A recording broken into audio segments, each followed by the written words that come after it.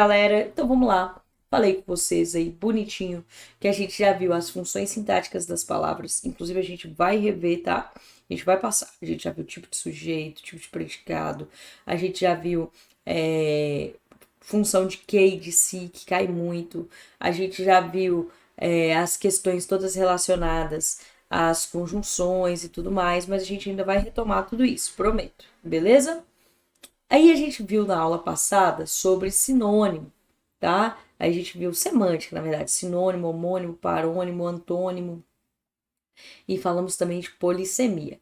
Agora nós vamos fazer mais uma aulinha sobre essa parte de sinônimo para a gente mostrar como pode ser cobrado quando fala assim de modificar a frase sem alterar o seu sentido, beleza? São questões sobre isso que são muito importantes, são questões de interpretação de texto que às vezes levam a essa parada aí de modificar a frase sem falar. Deixa eu colocar aqui essa luzinha mais para cá. Tá dando para ver aí bonitinho? Acho que dá. Então, sem falar, modificar a frase sem alterar o sentido, tá bom? Tô achando um pouco escura a minha coisa, né? Deixa eu ver aqui um pouquinho. Vamos aqui colocar mais. Aí acho que agora fica mais claro. Ok? É isso. Agora vocês me enxergam bonitinha. Então vamos lá para nossa próxima aulinha aí. Vamos fazer algumas questões. Olha aí, vocês acham que parece comigo? Então, vamos fazer algumas questõezinhas aí.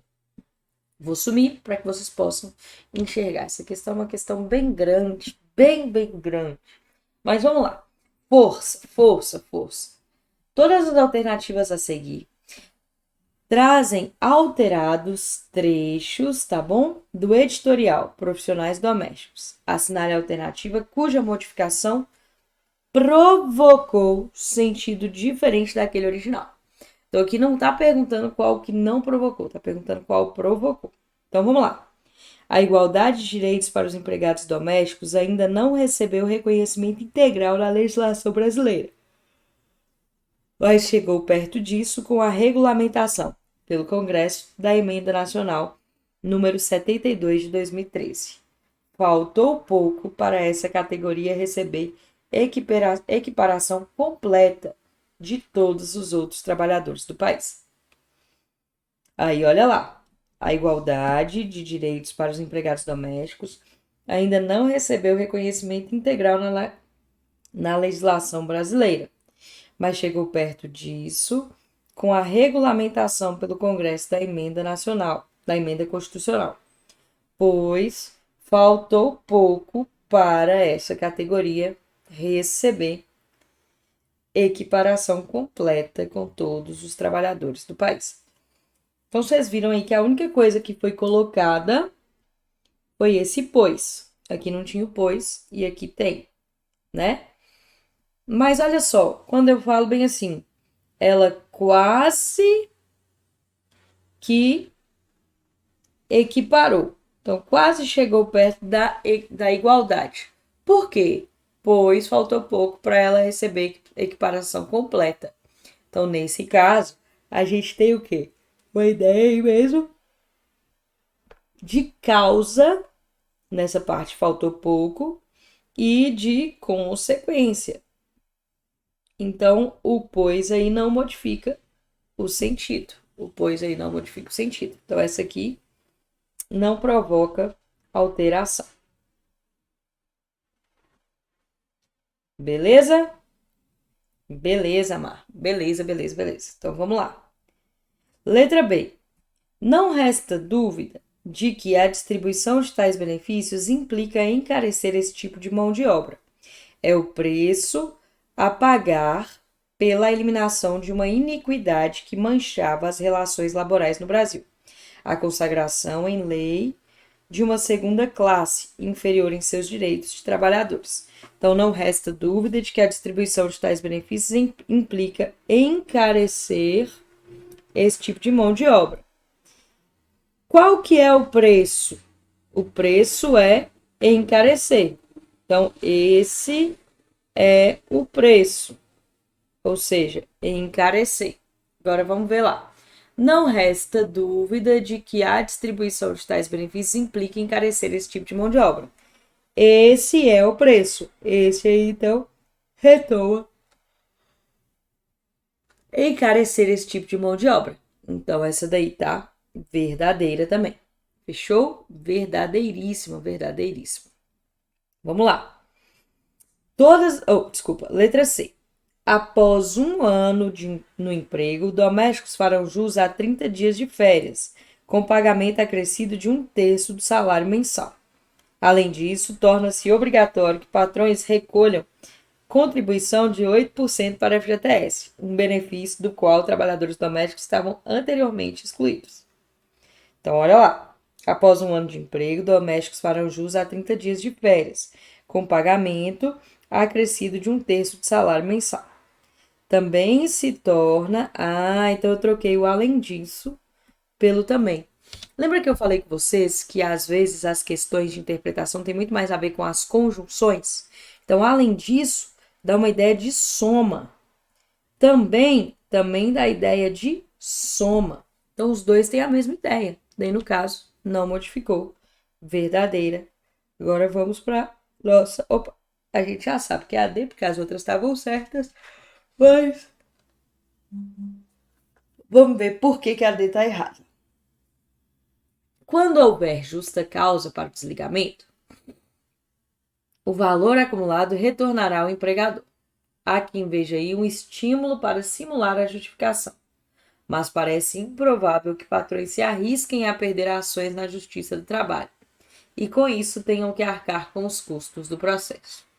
Então, olha lá. Quando houver justa causa para o desligamento, o valor acumulado retornará ao empregador. Há quem veja aí um estímulo para simular a justificação. Por quê? Mas é adversativa, ou seja, da ideia de oposição. Porque é causal ou explicativa. Aí, nesse caso, ela é causal. Então, tem sentidos diferentes. Vocês viram, então, que essa questão é muito mais sobre o emprego das conjunções do que necessariamente da modificação. É isso que vai acontecer, tá? Toda vez que for cair uma questão falando de alteração da frase sem alterar seu sentido, ou até alterando seu sentido, o que você vai pensar? Vai pensar assim, ó. Na verdade, alguma palavra, alguma expressão vai ser analisada aí de forma que ela modifique ou não o sentido. E geralmente essas palavras ou são palavras sinônimas e tudo mais, ou são, na verdade, expressões aí como as conjunções. Tá bom? Beleza, Mar. Fechou. Então, resposta aí, letra D de jeans. Letra D de jeans. Vamos aí para nossa próxima questão. Pera aí. Alexa, parar. Leia esta tirinha. Alexa, para. Descrição é um texto cuja função é minuciosamente relatar uma cena que se passa em frente aos vossos olhos. Então, vamos lá. Descrição, vocês lembram que o texto descritivo é aquele que é rico em caracterizações. Ou seja, geralmente é formado, né, por adjetivos. Lembrando que adjetivo não é só coisa boa, não, tá bom? Então, olha lá. Sua descrição será sobre o meu envelhecimento. Podem começar. Hahaha, tá aí o professor, né?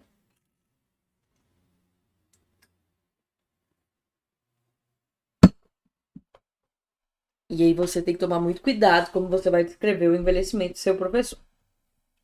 Então vamos lá. Na tirinha, o locutor orienta os interlocutores, tá bom? Na tirinha, o locutor orienta os interlocutores a realizar uma tarefa, fazer a descrição dele. E no último quadrinho, lhes dá uma ordem, né? Que é começar essa ideia aí de descrever a velhice dele. Para atender ao comando do locutor, considerando a totalidade das orientações dadas por ele, então olha lá, é minuciosamente, ou seja, detalhadamente, relatar uma coisa que passa frente aos seus olhos. Então significa que o envelhecimento dele passa frente aos olhos dos alunos, tá? Então, considerando a totalidade das orientações dadas por ele, os interlocutores devem redigir um texto em que seja apresentada predominantemente uma sequência de elementos que indicam a caracterização de uma entidade referencial, ancorada em um tema central, apontando seus aspectos físicos ou psicológicos com verbos estáticos no presente ou no pretérito imperfeito. Galera, vamos lá. Eu vou, antes disso, então, já que nós vamos falar de descrição, eu vou lembrar vocês da tipologia textual.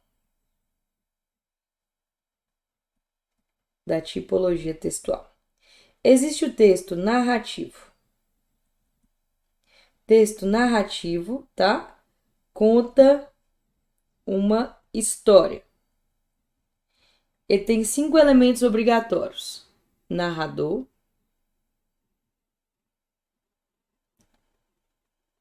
personagens, espaço, enredo, que é a mesma coisa da narrativa, e tempo. Beleza? E tempo. Fechou, Mar? Fechou. Tranquilo. E a marca mais forte da narrativa é a noção de passagem do tempo. Beleza? Beleza. O texto descritivo, ele tem a característica de caracterizar, então caracterização de coisas, pessoas, lugares, ambientes, etc. Então a maior marca dele é, geralmente, ele é rico em adjetivos. E geralmente são verbos estáticos, tá? Então, geralmente, verbos estáticos, como assim? Geralmente é assim, verbo de ligação mais predicativo do sujeito. Então, por exemplo, ela estava linda, pau, é pedra. Então, são textos descritivos, tá bom? Beleza. A gente tem o texto de caráter injuntivo. Texto de caráter injuntivo. O texto de caráter injuntivo, o que ele faz? Ele dá uma ordem, ele induz o leitor a algo. Então, você vai lembrar assim, injuntivo, indução. Por isso que ele é rico em verbos no imperativo, tá? Rico em verbos no imperativo. Rico em verbos no imperativo e em diálogo com o leitor. Tá bom? Com o leitor. Fechou? Fechou. Dá um print aí porque eu vou escrever mais. Deu um printzinho? Dei uma. Então vamos lá. Beleza. A gente ainda tem o texto, tá? A gente ainda tem o texto dissertativo.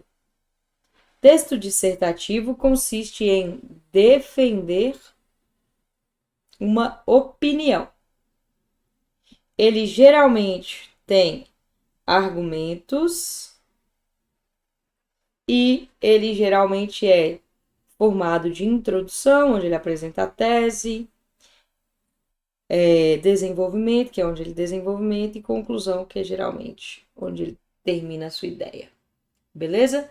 O texto dissertativo é o texto que vocês vão fazer, tá?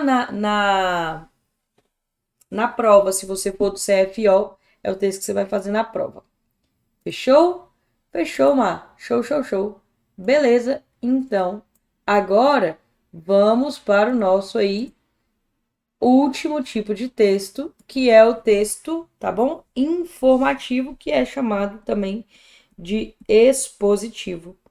O texto expositivo, ele geralmente não possui opinião. Geralmente ele não possui opinião. O que que ele tem, o texto expositivo? Ele apresenta de forma objetiva uma informação. Então, geralmente, ele não possui opinião. Beleza? Então, beleza, Má. Peguei. Então, a descrição, ela tem adjetivo. A descrição, ela tem adjetivo. Ela geralmente apresenta verbos estáticos e ela tem como predomínio aí a caracterização de algo ou alguém. Fechou? Fechou, Má. Então, vamos lá. Provavelmente aí nossa resposta é a letra A, que é a caracterização de uma entidade referencial, que é qualquer coisa e tudo mais. Vou sumir aqui, tá? Ancorado em um tema central, papapá, verbos estáticos. Então, provavelmente aí nossa resposta é a letra A. Mas vamos lá. Enunciados de identificação de um fenômeno, encadeados por relações lógicas, em que uma ideia é explicitada de maneira mais clara, com o objetivo de transformar. Não, isso aí geralmente é o texto dissertativo, né? Porque isso aqui, a ideia, é a tese. Essa ideia é a tese, que é a mesma coisa de uma opinião, tá bom? Marcadores conversacionais de elementos deíticos, fazendo uma referência ao contexto físico da interação, além de sequências fáticas e transacionais e trocas encaixadas entre a abertura e o encerramento do texto. Isso aqui seriam os textos ricos em diálogos, né? Quase que, na verdade, os textos injuntivos, talvez. Acontecimentos ordenados cronologicamente. Então, passagem de tempo. Tempo, passagem de tempo é marca de quê? Narração. Vamos continuar aí, ó. Então, olha lá. E de uma sucessão de eventos marcados por verbos de ação, mantendo uma unidade temática garantida pela presença de pelo menos um personagem antropomórfico, ou seja, em forma de pessoa. Então, no caso aí, a resposta nossa, letra A de ainda bem. Muito bem. Espero que vocês tenham pegado aí a manha, beleza? Agora vamos lá, vamos lá, vamos lá. Nossa última questão aí. Leia o poema de Arnaldo Antunes. Leia o poema de Arnaldo Antunes. Olha como é que esse poema é bonito, galera. Eu coberto de pele coberta, de pano coberto, de ar e debaixo de meu pé, cimento, debaixo de cimento, terra e sob a terra, petróleo correndo e o lento apagamento do sol por cima de tudo e depois do sol outras estrelas se apagando mais rapidamente que a chegada de sua luz até aqui. Você viu que não tem nenhuma pontuação e é um único parágrafo. E é um poema. Eu coberto de pele, coberta de pano, coberto de ar, e debaixo de meu pé cimento, e debaixo de cimento terra, e sob terra petróleo, correndo no lento apagamento do sol por cima de tudo, e depois do sol outras estrelas se apagando mais rapidamente que a chegada de sua luz até aqui. Esse poema foi escrito em um único parágrafo, um único período, sem sinal de pontuação, sem emprego de maiúscula após o pronome que o inicia. Nele não há divisão em versos e estrofes, tá bom? Nele não há divisão em versos e estrofes. E verifica-se que o pronome eu remete ao eu lírico, visto como centro do mundo, envolvido pelo mundo, como se este se dispusesse em torno dele. Então, ele tem eu, o pano, o chão, né, que é o cimento, o sol, as estrelas e tudo, né? Então, ele é envolvido por tudo aí. Então, essa é verdadeira. Número 2. O advérbio aqui, no final do poema, remete ao lugar para o qual tudo converge, até a luz das estrelas aqui, onde o mundo se encerra. E o mundo se encerra no eu, verdadeira. A conjunção coordenativa e foi utilizada de forma repetitiva pelo poeta para enfatizar a sucessão ou acréscimo de camadas. Então, olha só.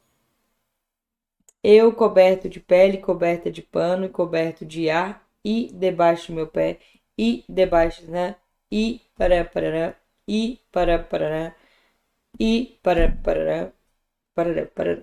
Beleza? Então esse I, você vê aí a ideia de sucessão ou acréscimos de camadas, que é essa ideia mesmo de eu e o mundo. Porque na verdade, eu sou o mundo. É isso que ele tá falando. No caso, ele tá fazendo uma análise profunda do individualismo do ser, né? Mas vamos lá. Então, essa aqui também é verdadeira.